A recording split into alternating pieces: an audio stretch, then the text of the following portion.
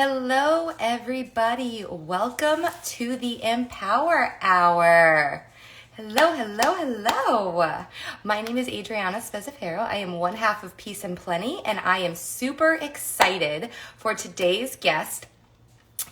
If you are new to our vodcast, it is the Empower Hour. We are live every other Wednesday at 4 p.m. Eastern Standard Time. Our vodcast is by entrepreneurs for entrepreneurs. So I am very excited to bring our guest on. Let me get her. We have got a lot of stuff to talk about. We have a lot of things. Let's get her going. And then we'll be talking about everything. Hello. Hello. Oh, thank you so much. So allow me to introduce today's guest. It is Lindsay Lucas. Lindsay is an entrepreneur. She is a singer, songwriter, producer, musician extraordinaire. And Right. she's one of my nearest, bestest friends in the whole wide world. So I'm so happy that she's here because we were going to be talking about shattering the glass ceiling.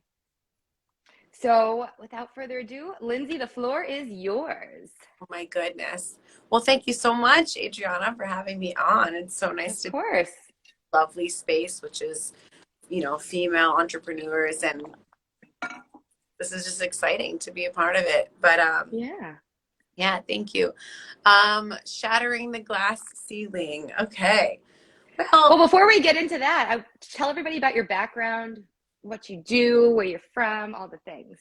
Okay, so I don't ever know how to answer the where I'm from question. I've lived in so many places on the East Coast, but New York and but yeah, my background is I come from a musical family. Both of my parents are producers and composers, and just I grew up in the industry. I've been around so much of this my whole life, and then I went on to kind of pursue it myself. And yeah, that's about it. I live in New York and Los Angeles. I'm bi-coastal. So yeah. Woo. It's exciting. Yeah.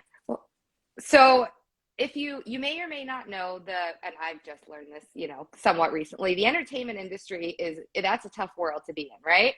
I mean, it is predominantly, if not entirely, male. It's the wild, wild west, essentially. There's no HR.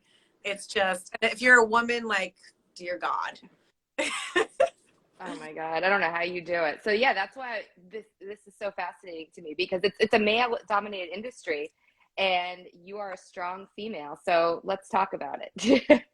Sure. Oh. Well, yeah, I mean, it is male dominated. And there's a lot of, unfortunately, like I said, there's no HR, right? There's nobody that we can go and complain to when things are not being handled appropriately. And a lot of the men that are at the helm of these positions and stuff, they don't really have, they take advantage as much as they can. Not everyone, obviously, but a huge Sure. worked for a long time. And yeah, it's just really, there's a lot of gatekeeping, that they do, and it's awful. It's really, I'm not lying when I say it's the wild, wild west. It's really awful, especially for women, which is like why a huge part of my platform is dedicated to breaking down this wall and kind of rebuilding it in a much healthier way. And yeah, I mean, I speak out about it a lot on my TikTok. I'm always kind of like making little jokes about this, but it's not a laughing matter at all. It's just really like, we're all just so tired of it. So yeah, it's important to have more women inclusion in the field, in the industry, whether it's as an engineer, which, or as industry executive. More inclusivity specifically with women. So if this is an entirely or predominantly male dominated industry, how did you get into it? How did you break through? Oh man, just lots of perseverance, honestly. I grew up in an industry family, but I was never ever once given a favor or a handout. Quite the opposite. It was actually, my dad was like very discouraging because he tried to warn me. He was like, this industry is not what you think. It doesn't work like you go to school for. 7 years and then you're a doctor. Like there's no direct line trajectory to success in this industry, and it's not guaranteed at all. So he tried his hardest to really discourage me. And I later went on to go to college and get a regular degree and, liberal arts degree. And then just, you can take the girl out of music, but you can't take the music out of the girl. So it just came back after 4 years of kind of being suppressed. And then I went to Berklee College of Music, which is my mother's alma mater. And I was there for like 3 semesters. And the second semester I went on tour singing backup for some big names. And it just didn't make sense for me to kind of continue education. But, then I just kind of did my due diligence, and that meant gigging and for like $50 sometimes, and just, networking and doing all that. But yeah, I've had to just kind of fight and persevere. I mean, for example, if a guy, another male producer, and I go to the same networking event, his experience is going to be entirely different than mine. That, he's going to go in there, and the same producer that he wants to work with, he could, dap him up and be like, yo, I'm trying to work with you. And he'd be like, yeah, that's dope. Let's work. And then I have the same interaction perhaps, but when we get to the sessions, it's going to be a very different experience. Not all the time, but, I'm constantly being, I started wearing baggy clothes to sessions because it was like, stop. You can't, a lot of like just constant being objectified. And it's just like, most men don't have to deal with that in this industry, but. Yeah. So, I mean, like that's the part that I think a lot of people don't get, because unless you're in the industry, or unless you have a close relationship with somebody that's in the industry, you have zero clue that actually exists. That's the craziest part too, is because like my dad even like tried to warn me about this stuff. So like I already went into this world knowing like you're gonna be around a lot of snakes. You're going to be faced with a lot of misogyny. And I knew that, but I just didn't, like I was just like, oh, whatever, I'm gonna keep going and my talent will speak through. If you think this industry has anything to do with talent, you're dead wrong. So it was shocking. And like I even had, I turned down a record deal with a really important person that a lot of people know that I won't speak of, but I turned down a record deal because, I was like profusely sexually harassed meeting in front of my management. And that experience, even though I went into it knowing that this is what the industry is like, was still so traumatizing for me that I took like a 2-year hiatus from creating music because I was so shook. I was so messed up about it. So, I remember that. Yeah, it's like nobody can prepare you for what it is, for faced with misogyny in that realm of, it's just like, it is what but it's interesting because it's something that happens across so many industries, and you don't realize it until you're faced with it. Like your parents can warn you, your friends can warn you, colleagues, whatever. But when you're faced with it, it's like, absolutely not. And it's funny. So talking about this, I knew we were going to talk about this today. And right before this interview, I went to our business bank and I was talking to them about something like so small, like a business loan. We've never taken a loan, nothing like that. And I was like, you know what, let me just explore options so we don't have to keep using working capital. Right? I can't make this up. He looked at me and was like, you own a business? I'm like, what? And I'm like, come on, this is not 1920. Like, this is not have this conversation. Like, right, exactly. Like, this is not the 1920s. This is not 1950s. This is not even 2000. Like, this is 2022. And we face it every single day. It's like, sometimes I'd rather just have a phone call, like see if I can deepen my voice or something. Like you said, you wear baggy clothes because you don't want people to judge a book by its cover, but it's so real. It's so, and first of all, I just want to say I love you so much, and I'm so sorry that happened. Too. Thank you. I love you too. That's what we call a microaggression. That is a statement that is so that it's a dagger. It's like, just because I'm a woman, you assume that I don't have the capacity to be able to be as successful as a man. It's just like, oh my, it's just that the fact that it's 2022 and we have to have this conversation is mind blowing. Ridiculous. But like, again, this is just, just a little bit of it. But So let me ask you this, and I didn't tell you this, but this is something that just came to mind because I hear it all the time, and I'm sure you hear it all the time, especially being in the music industry. How many times do you hear, if you're talking to another artist, whether they're a writer, a singer, a songwriter, whatever, and they say, you know, when you're like, oh, okay, you know, so what do you do? And they say, oh, I'm a female rapper, or I'm a female songwriter. No, bitch, no. You are a rapper. You are a songwriter. You like drop the word female. Exactly. I am not a female business owner. Female is my gender. I am a business owner. I have done my part in the past. Like, you know, I've really been diligent about removing that. As much of that word is empowering, you know, my being a woman, I'm proud to wear, you know, to wave that flag. Sure. Like, no, you don't have to do that. You don't have to separate. I am what I am. You know, we don't have to introduce ourselves based on our gender. We don't have to. Exactly. But I hear that, like, oh, I'm a, you know, yes, woman-owned business, huge. Like there needs to be spotlights on it. What females that are breaking through those barriers, like what you are doing. But you're not identifying as a female songwriter, female producer. Exactly. Like as much pride as I have for being a woman, and I have it's like, you know, it is also like I don't have to be defined this way. I want to let my work speak for itself regardless. We shouldn't be focusing in on these, you know, little things, identity things. But you mentioned also like just now getting a bank loan for the, you know, a business loan, and it's like that was something else that I feel like we've talked about in the past is like when you know when you sign to certain people or you have investments. I mentor a lot of artists, and one of the things I'm always talking to them about is invest in yourself. And that's difficult when you need investors to help yourself, because this whole like I said, there's no, you know, I have to calculate all the money that I don't have in order to invest in myself in order to become successful and make more money. It's like this crazy right? It is. It's like this catch-22. No, it's crazy, but you know, the best thing you can really do is invest in yourself when nobody else is at the helm of what you do other than you. And what I say by invest in yourself is also like invest in learning how to engineer yourself. A lot of singers don't know how to engineer themselves. Invest in learning how to produce.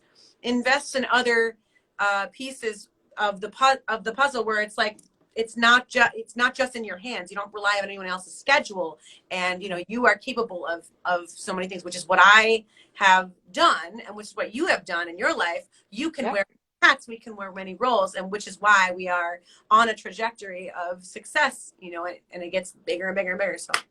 Yeah, no, absolutely. That's a huge thing that like Amanda and I preach all the time is you have to invest in yourself, but that investment is not just self-care, but it's like education. Right. You know, I never knew how to start a business. I never knew how to educate others on starting a business or how to sustain a business or anything business related. I went to school to be a lawyer. Didn't do that. You know what I mean? Like but until I educated myself and I invested, because an investment is not only financial, but it's time. Because time is the most valuable thing we have. Oh yeah. And like, you know, there's so much we can learn just on the internet. Like I can watch a tutorial on how to use a piece of music software. And that's pretty much how I did it. You know, learn as you go, and it's might be a little longer, but you know, it's better than being, you know, at the jurisdiction of somebody else, like a label or like, you know, I had a friend that was just in this entanglement with his former investor, which is like this guy pretty much owned everything that he created, and it just held him back so much. So yeah, just wanted to put that out there. No, that's what this is all about. Like there's no wrong question. There's no wrong answer. I mean, it's ultimately about how you can make yourself better at your craft, better at your business, better at everything related to, you know, who you are. And it's got to start from within. Right? Yes. So I definitely want to go back to something, and we're not going to mention names. So if the questions come up, the name will not be mentioned, even though you and I know who we're talking about. You cannot mention names. What? Yeah. No names can be mentioned. So you mentioned in the beginning that you turned down a major record deal with a major industry player that every single person on this planet knows. because of misogyny and sexual harassment, and you took a 2-year hiatus from something that you are excellent at, something that is your passion, something that is your calling. How did you get, what made you get back into it after 2 years of saying, like, screw this, fuck this, It's whatever? really like that thing I said earlier. It's like you can take the girl out of music, but you can't take the music out of the girl. Like, it chose me, essentially, you know. I have many other things that I'm interested in doing and becoming, hobbies, whatever.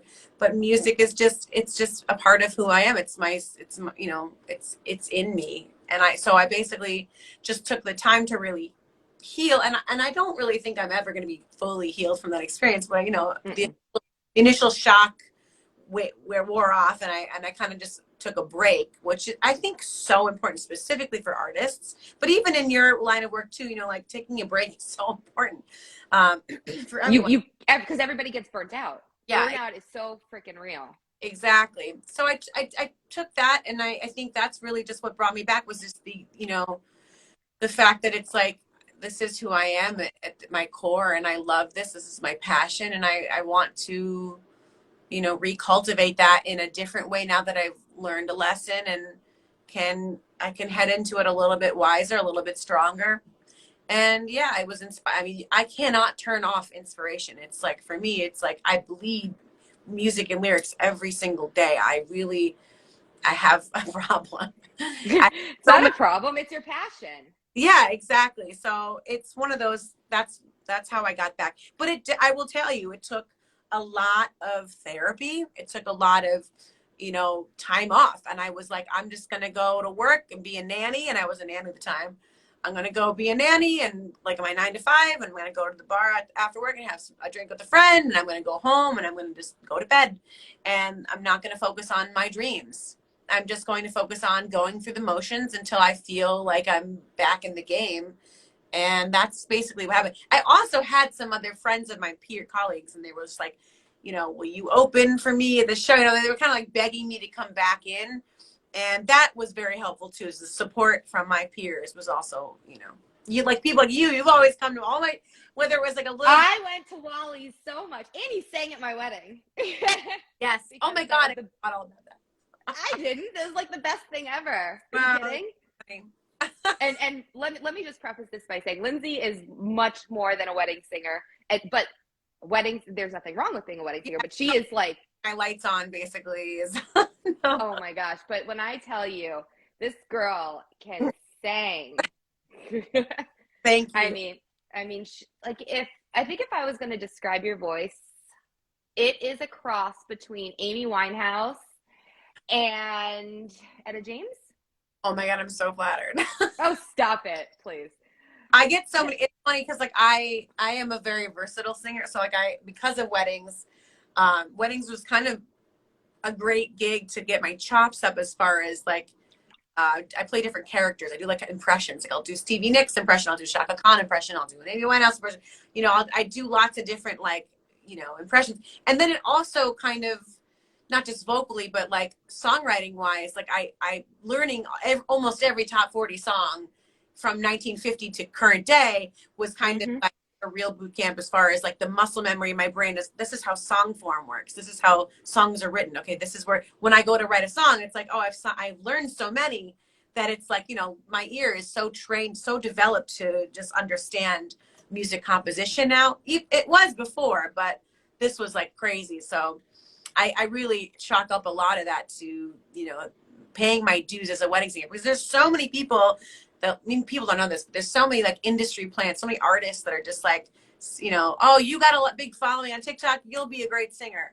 And they get thrown into this, you know, world. Or wait, Lindsay, you're such a good singer. You should be on American Idol, or you should be on The Voice. Oh yeah, that's another one. I've had the head of the casting for one of those shows contact me for years in a row trying to get me on the show.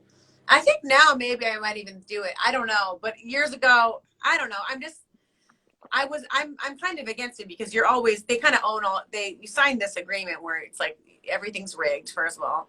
And they own everything. Like, and I have publishing on multiple people's records and stuff that like, no, you do not own that. You know, just because you gave me exposure does not. So that's why I kind of steer clear of those shows. But people think that like, going on a show like that is the be all and end all if you're talented. And it's like, I'm sorry, but I do not need Jennifer Lopez to tell me how to sing. Like, I'm not to sound like I have this inflated ego, but like, No. you know what I'm trying to say. So No, yeah, you've got to know. know, but you have to be true to yourself. And that's what I'm trying to get to is, this is all about being true to who you are, being true to your passion, but also like setting those boundaries. Like what's going to work for me? You don't have to say yes to everything. You don't have to say no to everything. Oh my God. I love that you brought that up because this is such a good business. Oh my God, MO to have. But, I always tell everybody that I mentor, specifically in the music industry, in the beginning of your journey in this career, say yes to everything until you can say no. This is like, and Dane, I remember Dane was like, you said that, that's a good quote. I was like, thank you. No, but I remember the first time you told me that, I was like, I have to write that down. Yeah, it's such a good MO because it's like anything, you have to pay your dues. You have to be, and a lot of people get, skirted by. So people think, oh, if I just become famous on TikTok or whatever, like, and that does happen, but like, they're going to pay their dues later at some point. So for this, what I mean is just like, I'm going to take like the $50 gig down the street and play my ass off for 3 hours for $50 in the beginning. And then, or I'm going to take the production job that doesn't pay as much or is tedious that I don't really want to do because I need to learn. I need to get myself out there. I have to create momentum somehow. And that's like in any business, you have to do that. And now this is my true test. Now, when I get presented with an opportunity, let's say the job is $1,000 and I have to drive, or I take a flight somewhere like Virginia to like sing a wedding or whatever. I say to myself, would I pay $1,000 to not do this? That's an awesome mantra. Then I don't do it. It's excellent. It's just fabulous. It's really like now now because I've done enough of paying my dues, I have the luxury to be able to afford certain things and not accept every job that comes my way. And that's when I know, like, that's when I knew I was like okay, like this, I'm doing well. I've made it to, a level. So when people find out, like whether you're at a label meeting with A&R or a label or something like that, or someone in the industry, and either they know in advance or they find out who your father is, do they ever insinuate or flat out ask, like, oh, is this how you got where you are? Or this is why you got where you are? Nobody's ever said that or asked that to my face. They can probably, I'm sure people have said whatever, but no. And the interesting thing is that like my father is going to be 85 next month. Most of his connections and most of his people that he knows, with the except for Lindsay Jones, for example, are dead. Yeah, true. So like when I started. First of all, he was very not supportive. He kind of like shamed me from doing music when I was a kid, which is like something that I deal with my therapist now. But like, it took me years before I could really have enough courage. And when I did start getting on that stage in Boston, I even had a bandmate that was like, I just don't, he had an attitude problem. It's like, what's your problem? He's like, well, I don't feel it from you. I don't feel that you want to be here. And I was like, well, honestly, I have a complex. I feel like I shouldn't, like I'm not good enough or whatever, So my dad did a very good job with discouraging me from doing it, but I put in my 10,000 motherfucking hours. And like, so now, I've gotten to the point where I made some success for myself, not with my dad also hates asking for favors. So, when I did like ask, well, there's somebody that I know, I think his son runs the industry now. And I would call, and they wouldn't give me the time of day, like no matter who I was. I didn't have the experience. And so now I've gotten to a place where I've just hustled and I've done enough work and sang enough things where I'm very seasoned, and I got a record deal on my own without anything like that. And I got a phone call from my dad I had called him asking him like, hey, this is the deal. What do you think of these negotiations that I'm asking you? Because I obviously wanted to run it by him, and he was help me with that. And he basically said, I gave all 4 of my children the tough knocks message of, I don't think you should go into the entertainment industry. And 2 out of 4 of them, my brother Christopher and I, 2 out of 4 of them actually succeeded, and I'm really proud of you. And so, like, just some full transparency, like, it's huge. The only thing that may have ever helped me, I will never forget this. There's a jingle demo agency where, like, you have a lot of singers that demo jingles before, and if you win them, you get a nice chunk of change, which is nice, but like, you don't always win them, and it's like $200 a demo or whatever. I wanted to be a part of this one company who my dad knew the owner of the company, right? And this was right when I moved to New York. And I contacted them. I said, hi, I'm David Lucas's daughter, and my dad knows Valerie, who's the head of the agency. And he says, well, Val's retired now, and I'm just letting you know, I don't really care who your family is. We are extremely selective. He said this to me. And then I sent him my stuff, and he was like, oh, we really want you. So now we want you. I literally had a door slammed in my face even after naming my father. I will say, though, it has helped me as far as, like, respect as a woman in this fucking industry, which is crazy. Right. Like, what, people don't know that. I don't name drop about my father immediately, right? But then, as time goes on, I start talking, oh yeah, my dad comped a very famous guitar solo from 16 takes, and they're like, what? Who's your dad? And immediately I garner some respect because of my father. And it's like, and because you don't use it. And I don't use it. But it's shocking to me that that's the winded road that I have to take in order to somebody to all of a sudden garner any interest in me, more than and say, like, oh shit, she's serious. She knows what she's doing. Yeah, my pedigree is extremely, and my mother is also like an incredible creative. My mother is a very accomplished composer and she was, I think, one of the first women to ever go to Berklee College of Music. I was gonna say, wasn't she the first female, like one of the first females to graduate? Like, in the beginning, she's like, it was just me and dudes with guitars, and she was like, and it was $900 a semester. That's my favorite part of the story. Now it's like $100,000. But yeah, right. She's then another year, some Canadian talk show host, a female, would commute. So my mom was really like, people remember her still that are still there. But she ended up going to work for my father's jingle house back in the 80s. And she was like the first woman to win a national commercial the first week she was there.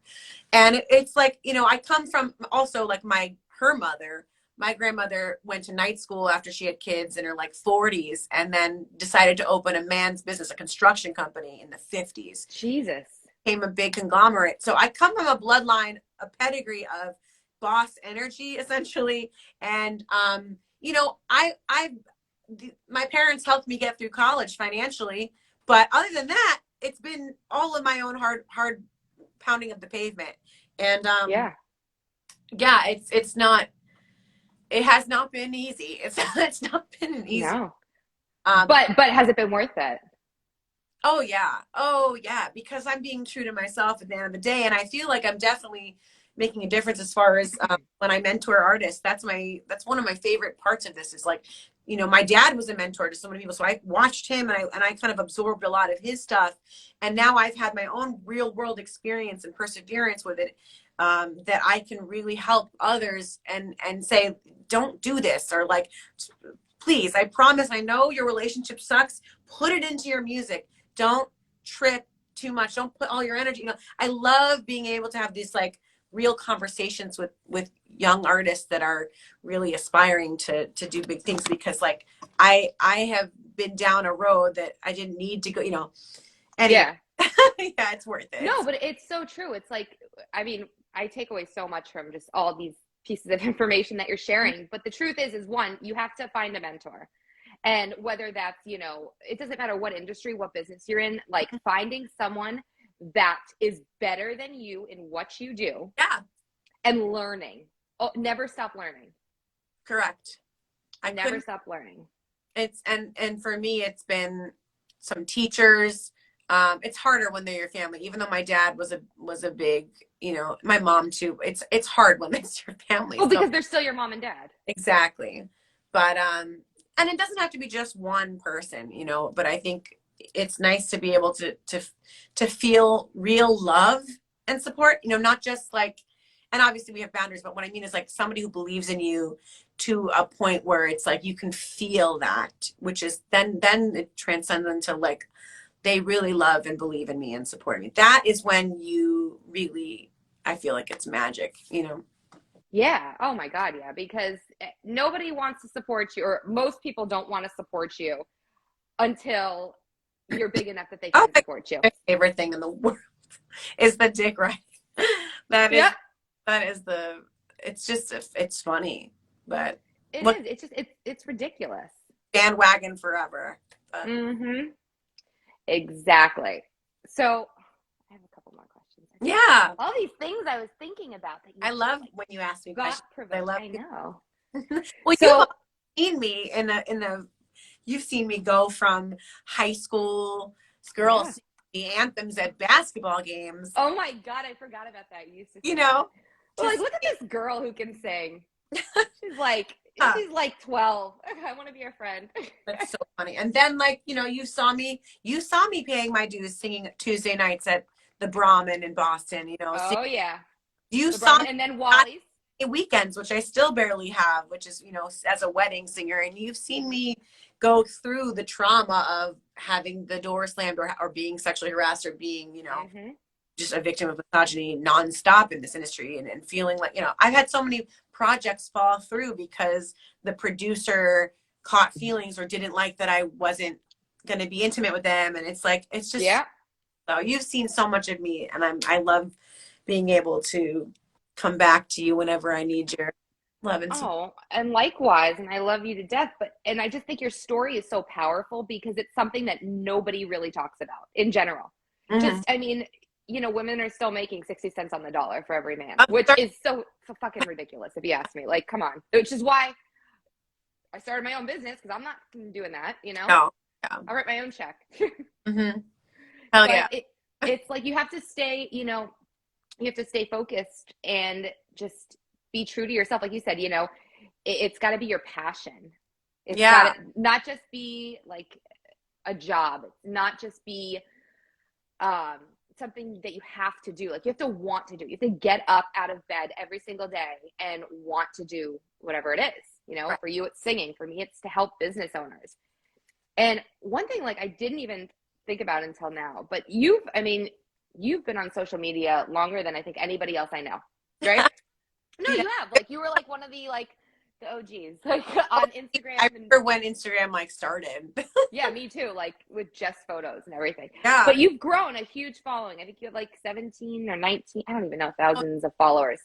Story, actually, yeah. Because it's so different now. Because Instagram and TikTok are both now very pay to play, right? But I got in like when there was still some organic growth. And I remember I did have a management company that was using like a bot for like a couple months, but then I immediately was like, when I stopped working with them. But what I remember when it started to really pop off, and it was, I created my content. I stopped making my content about personal life entirely, and I kind of focused on my niche, which is music. Made it more bingo, and speaking to your audience. Yeah, consolidating it into one thing. You know, I used to put a lot of cooking things. No. We're doing music and solamente music. So I did that, and then I saw a bunch of this is so funny. I saw a bunch of singers in my Boston community that were like putting a hashtag under their videos, and it was like open for Layla Boston, hashtag open for Layla Boston. And I went to Layla Hathaway, her page, who I like love. And she had this challenge. It was like, if you want to open for me in your city when I'm there, put a hashtag, I want to open for Layla, Chicago, you know, in your city, whatever. Funny thing is that I didn't even know this, but I she wasn't even playing in Boston. She wasn't even scheduled to tour in Boston, but people were just it anyway because it was like, maybe she will. And I didn't upload a new video of me singing or anything. I just started adding that hashtag to a bunch of my already posted videos. And I remember Layla Hathaway reposted mine and was like, she said something like, I'm getting a lot of great submissions, and I was the front one. And she put my Instagram handle and everything. And then I started getting a huge influx of support and followers that were like, wow, you know, and that was like crazy to me because I did it. Well, like, yeah, because it's like, oops, it was like accidental, like exposure. Participate in this, like, sure. And I just did it. And people were like, wow. And she got so many submissions. And the fact that it wasn't even, I was just so flattered, like beyond flattered. So that was super helpful. And then I've gotten a couple things where like, and obviously I have friends that are very successful musicians as well, being in this community. So a lot of them will follow me or like comment on stuff, and that'll send an algorithm out. Right. So like, I put something up once about respecting women. It's a rap I made about respecting women. And I woke up one morning, and Brian Alexander Morgan, who's a huge inspiration to me, he wrote Weak by SWV, amongst many other of your favorite R&B songs. He's a legend to me. He has reposted me a couple of times. He's reposted me singing Weak, which was like the biggest compliment in the world. Oh my God, SWV is my jam. I was just listening to them recently. Can you hear me okay? Yeah, now I can. You can hear me? Okay, good. Started getting a phone call. But yeah, no, he reposted it. I woke up and I saw that he reposted it. And then I was like still awake, and I was like, Questlove followed me and commented like fire emoji. Which from a like, tribe called Quest. What? From a tribe called Quest. No, Questlove from The Roots. Oh, see? Questlove, yeah. The drummer, the one that he just won an Oscar the other day. Yeah. No, I know. I just saw him on Sunday. That was amazing. So now, like, whenever they like stuff or they see stuff, it's like, it's great. It boosts my algorithm and more. But it is still, it's a totally different world. Like, you know, TikTok, for example, like, I did not want to do this. I did not want to go into this territory. But, you know, But that's what I'm in the business of. So we have to. We are. And we are also a byproduct of, you know, a generation that has grown up, and like, this is just where things are going. And you have a choice whether or not you want to participate and take advantage of this amazing piece of technology or not. And I said, it's like this FOMO. I was like, if I don't participate, I feel like I'm very foolish. So I decided to do it. And, you know, it's a lot harder for musical people, actually, because of you have to use sounds that are already being recycled. And like, if we're creating original music content, it's not going to push you out as much. But they're saying that that's changing now. But regardless, I think it's very important to participate. I've had some that have gone up and some that nothing happens when I think they're great. But it's changing the entire music industry as well, where like basically every phone call with every label is like, how you doing? Oh, how's your TikTok? It's like, that. I think I'm more talented than most of the people on there. It was, well, you know, I'm sure it'll be great. Just keep doing it and call us when it's popping. And it's like, yeah, but that's the thing. It's like, you have to so I talk about this all the time because I get famous. Exactly. I actually hate social media except for my business, right? Same. If I were not pursuing a career in entertainment, I probably would not participate in this. Exactly. I don't use it to be social. I use it to consume content, and I use it to educate and to provide value to business owners and show them how to use it for their business. Very good.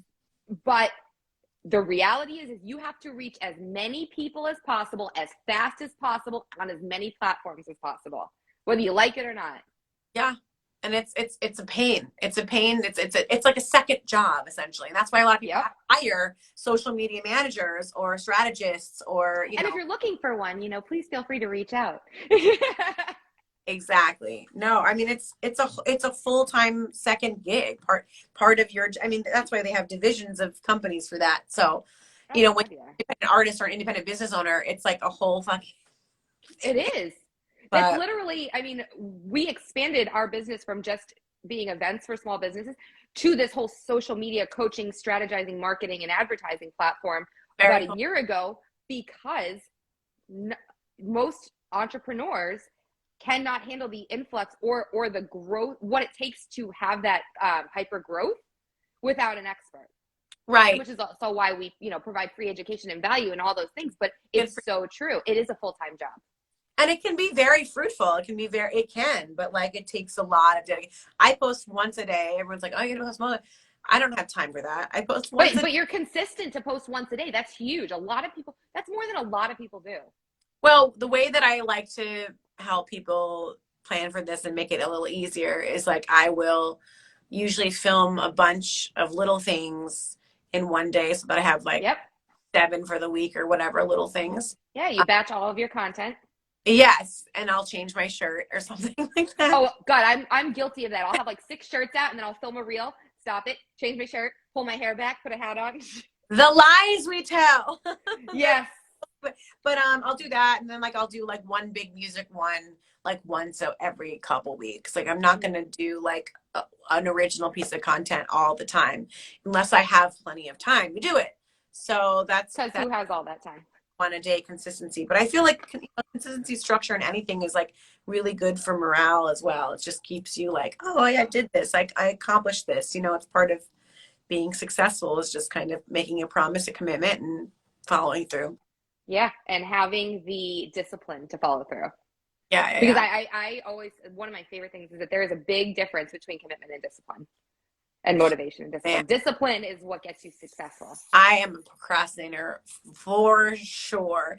But I always just feel so much better once it's done. And that's what I always try to remind myself of when I'm like struggling to get out of it. Yeah. No, for sure. So before we wrap it up, I'm going to ask if there's any questions. People can drop them in the comments.